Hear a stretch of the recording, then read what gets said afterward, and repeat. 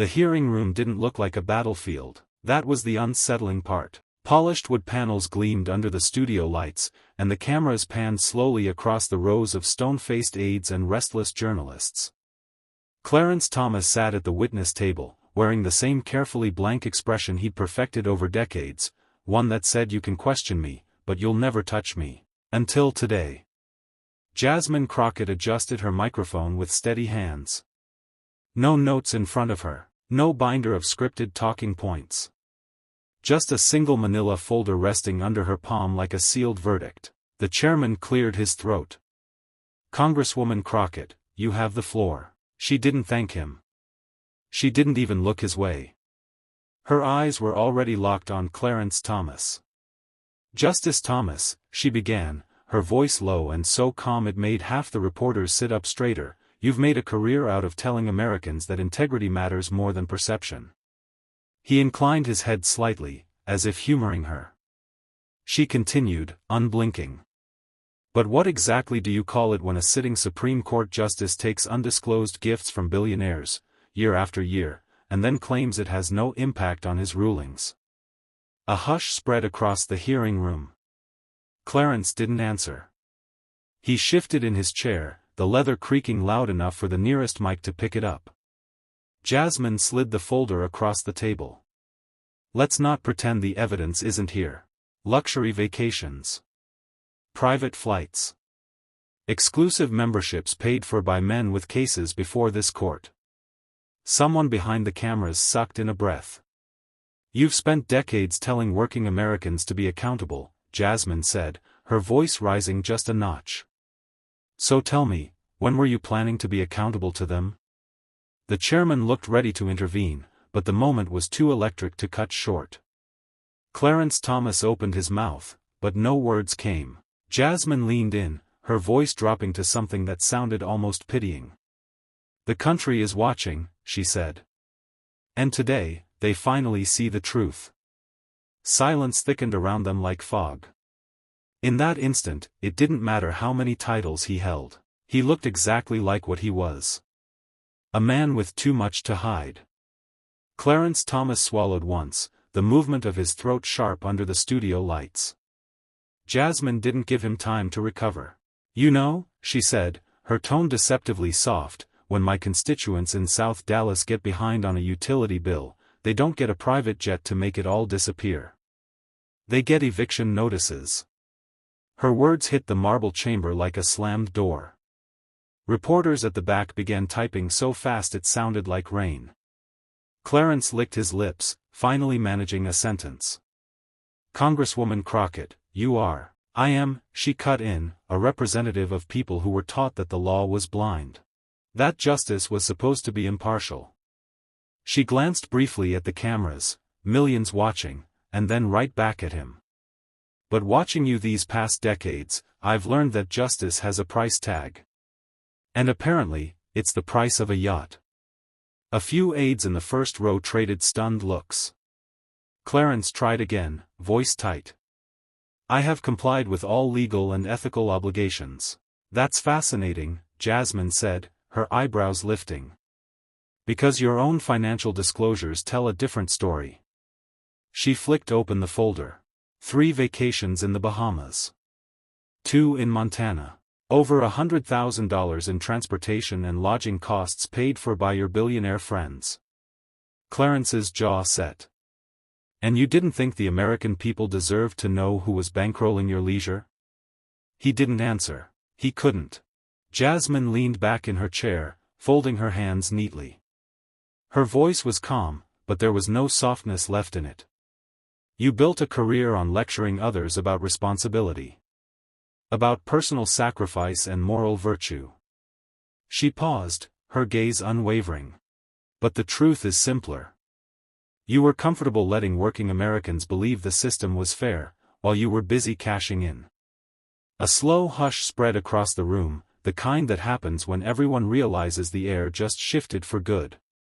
And in that hush, Clarence Thomas looked for the first time like he understood he might not walk away from this unscathed. A bead of sweat traced the line of Clarence Thomas's temple. He wiped it with a crisp handkerchief, but Jasmine could tell he knew, the performance was over. No more robes to hide behind. No more scripted statements to deflect the obvious. She tapped the edge of the folder once, a quiet punctuation that seemed louder than any gavel. "Justice Thomas," she said evenly, "you've insisted that your relationships with these billionaires were purely personal." She leaned forward, her eyes locked on his. "But the American people don't get to separate their personal lives from the consequences of your rulings.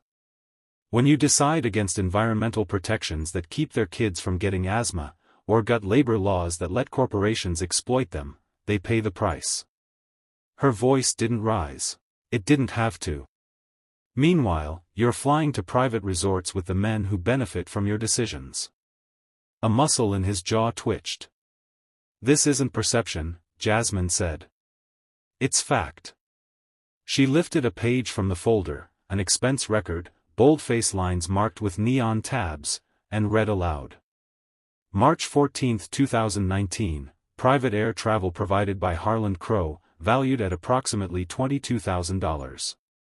May 3, 2020, lodging at Crow's Montana property. June 7, 2021, use of a private yacht in the Bahamas. She laid the paper flat. "Would you like to explain to the American people why you never disclosed these gifts?" The chairman shifted uncomfortably. Cameras zoomed in on Clarence's face, the cold light making him look older, smaller, exposed. He started to speak, voice hoarse. "I have always." "You have always," Jasmine echoed, pretended that power comes without responsibility. The hush thickened, a collective intake of breath. "And for years," she went on, "nobody challenged you. Nobody said it out loud." She glanced at the cameras again, her expression steady as stone. "Well, I'm saying it now." The only sound was the faint hum of the overhead lights, as if the whole country was holding its breath. Clarence Thomas lowered his gaze to the table, his fingers pressing the edge as if steadying himself. It didn't matter.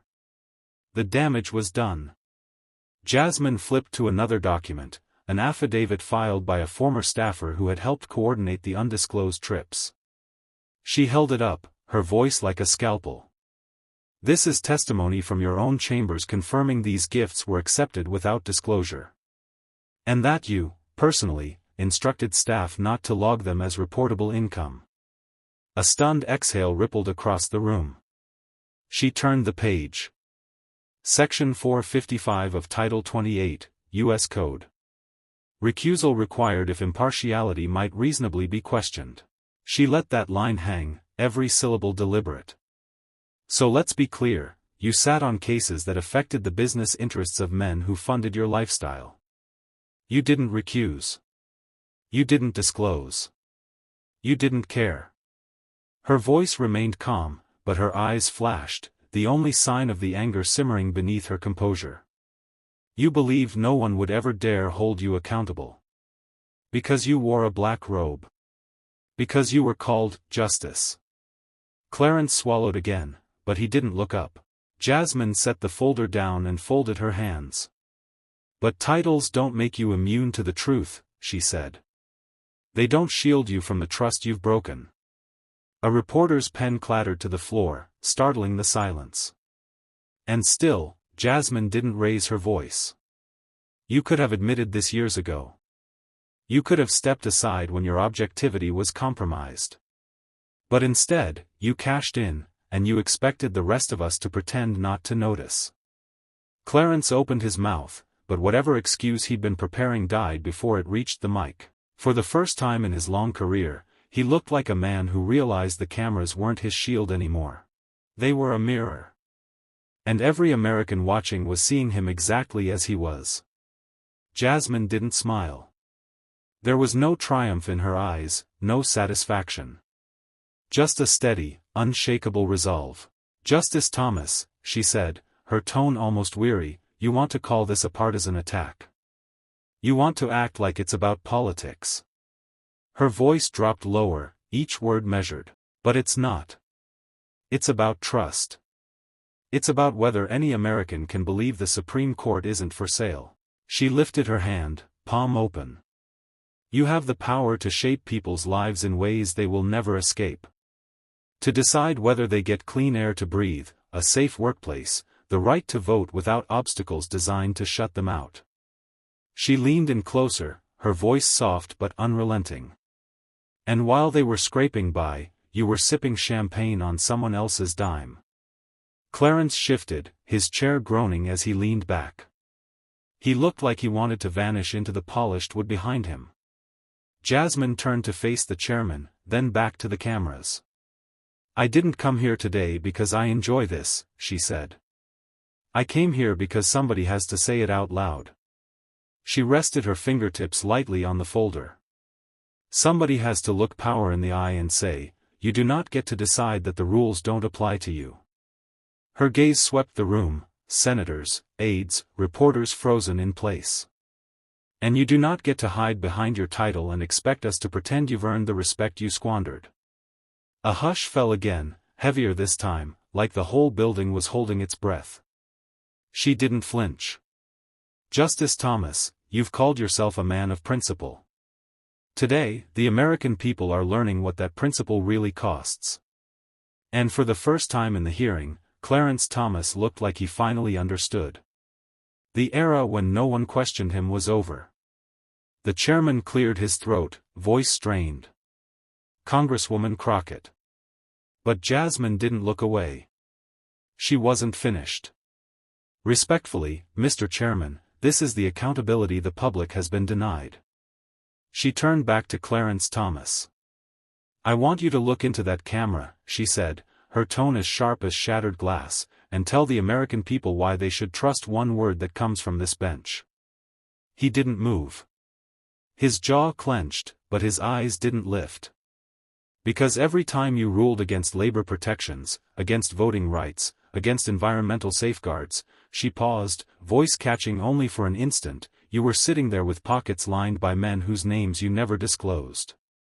She flipped to the last page in her folder, a list of dates, gifts, and beneficiaries. She didn't have to read it. Everyone already knew what it meant. You call that integrity? Nothing. Jasmine tilted her head, her voice now almost quiet enough to be mistaken for compassion. You call that service? Silence. She looked down, pressing her hand to the folder as if she could feel the weight of every broken promise it contained. This is why people don't believe in institutions anymore, she said, her voice steady again. Because the people in power refuse to tell the truth. She straightened her shoulders, her gaze locked on him. But let me be clear, I don't fear your title. I don't fear your power. And I will not let you pretend this is anything but what it is. A betrayal of the trust you were sworn to protect. Clarence's hand twitched, the smallest motion, like a man grasping for an answer he didn't have. And in that moment, the myth of invincibility cracked. Not because Jasmine shouted. Not because she threatened. But because she made him look at what he had become. And she did it without raising her voice. Outside the chamber, the headlines were already spreading like wildfire. Breaking, Jasmine Crockett confronts Clarence Thomas over undisclosed billionaire gifts. Live, Supreme Court Justice silent as evidence piles up. But inside, there was no movement. Just a heavy, breathless hush. Jasmine didn't bask in it. She didn't gloat. She simply lifted her chin and spoke one last time, her voice almost conversational. Justice Thomas, she said, I know what you're thinking. You're thinking that this will all fade. That by tomorrow, the news cycle will spin on to the next crisis. Her eyes didn't waver. But you're wrong. She laid her hand flat on the table, steady as a heartbeat. Because there are millions of Americans watching this right now. People who've never had a billionaire buy them a vacation. People who never had the luxury to hide their mistakes behind closed doors. A flicker of something, maybe regret, maybe just exhaustion, passed across Clarence's face.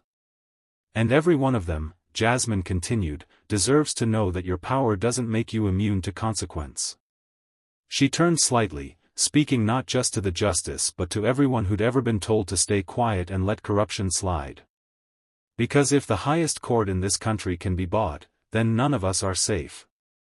Her voice dropped, barely more than a whisper, but it carried. And if no one else is going to say that out loud, I will. A single camera light blinked red, broadcasting her words in real time to every screen in America. She didn't look into it. She didn't need to. The truth had already landed. Clarence Thomas shifted again, his shoulders sagging like he'd finally understood there was no safe harbor left to retreat to. For a moment, the room felt almost too small to hold the enormity of what was happening, a Supreme Court justice exposed in real time, not by a prosecutor, not by a rival judge, but by a single congresswoman refusing to swallow the lie. Jasmine took a slow breath. When I was a little girl, she began, voice softer now, my grandmother used to tell me that titles don't make you honest. That a good name can't cover a dirty deed. Her gaze locked on his. You proved she was right. The reporters at the back were frozen, pens suspended mid-sentence.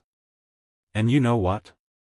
Jasmine said, it didn't have to be this way. You could have told the truth. You could have admitted your mistakes. You could have chosen to show the country that no one is too powerful to be accountable. Clarence finally raised his eyes, meeting her stare. For the first time, he looked more human than myth. But instead, she continued, you decided that your comfort mattered more than their trust. Her hand rested lightly on the folder, as if she could feel the weight of every unspoken story it represented. And today, Jasmine said, her voice steady and clear, that choice is yours to carry, not mine. A hush settled, thicker than before. The chairman didn't move, no one did. Because in that moment, it wasn't just Clarence Thomas who felt exposed. It was every institution that let him believe he'd never have to answer for any of it. Jasmine closed the folder with a quiet, final snap. The sound echoed through the chamber, a punctuation mark no one dared to follow. She looked slowly across the committee, at the senators who had spent years politely avoiding these questions, at the aides who would spend all night drafting statements no one believed. Then she turned back to Clarence Thomas. Justice, she said evenly, you once wrote that public confidence is the bedrock of our legal system. Her voice didn't rise, but something in it hardened, like steel under velvet. Well, she continued, you broke that confidence. He didn't interrupt. He didn't even try. And no matter how many titles you wear, no matter how many cameras you hide behind, Jasmine said, her words cutting through the silence, the truth is simple. She let the pause stretch just long enough for everyone in the country to feel it. You've taught America exactly why that confidence is gone. A single camera zoomed in close enough to catch the flicker in Clarence's eyes, shame, or fear, or maybe just the first glimmer of understanding that this moment was never going to disappear into the news cycle. Jasmine lifted her chin.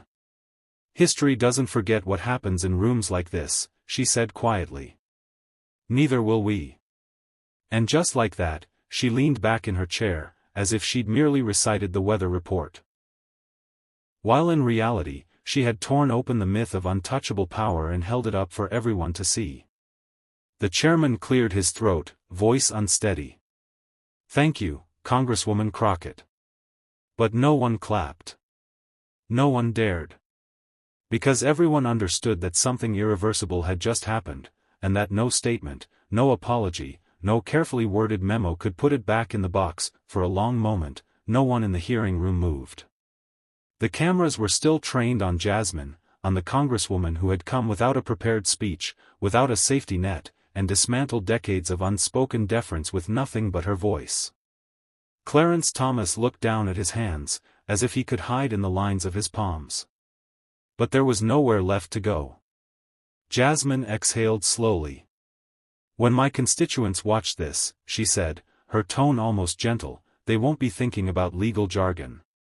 They won't care about carefully worded statements or press releases. Her gaze swept the committee, then returned to the cameras. They'll remember that for once, someone said out loud what they've suspected all along, that the system isn't broken because ordinary people failed.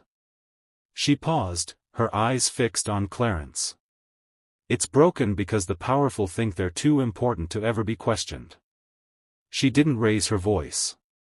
She didn't need to. And today, Justice Thomas, you learned you're not. She stood, collecting the folder as calmly as if she were leaving a budget meeting. The silence followed her all the way to the exit. Reporters scrambled to capture her expression, but she didn't offer any sound bites. No grand pronouncements. Just a quiet nod to the security guard holding the door. Outside, a crowd had already gathered, people holding signs, people clutching phones, people wiping their eyes because for the first time in years, they'd seen accountability happen in real time. And Jasmine Crockett, unbothered, unflinching, walked straight into the cameras waiting for her on the Capitol steps. She didn't look back. She didn't have to. The truth she'd laid bare was going to follow Clarence Thomas, and every institution that protected him, for the rest of their days. When I walked into that hearing room, I knew what people expected from me. They expected hesitation. They expected politeness. They expected me to pretend that a Supreme Court justice could never be questioned, no matter how many times he betrayed the public's trust. But I didn't show up to play by those rules. I showed up because someone had to say out loud what millions of Americans feel every day, that power without accountability is corruption. Clarence Thomas spent decades believing that the robe on his shoulders made him untouchable. He believed the luxury gifts and billionaire favors would stay buried in the fine print, far from the eyes of the people he was sworn to serve. Today, that illusion ended. I didn't come here to destroy a man. I came here to expose a truth. A truth that belongs to every American who's ever been told they were too small to question the powerful, too insignificant to matter. To them, I say, your voice matters more than any title. And to the ones who think they can keep hiding behind their influence, I say this. The age of silence is over. Thank you.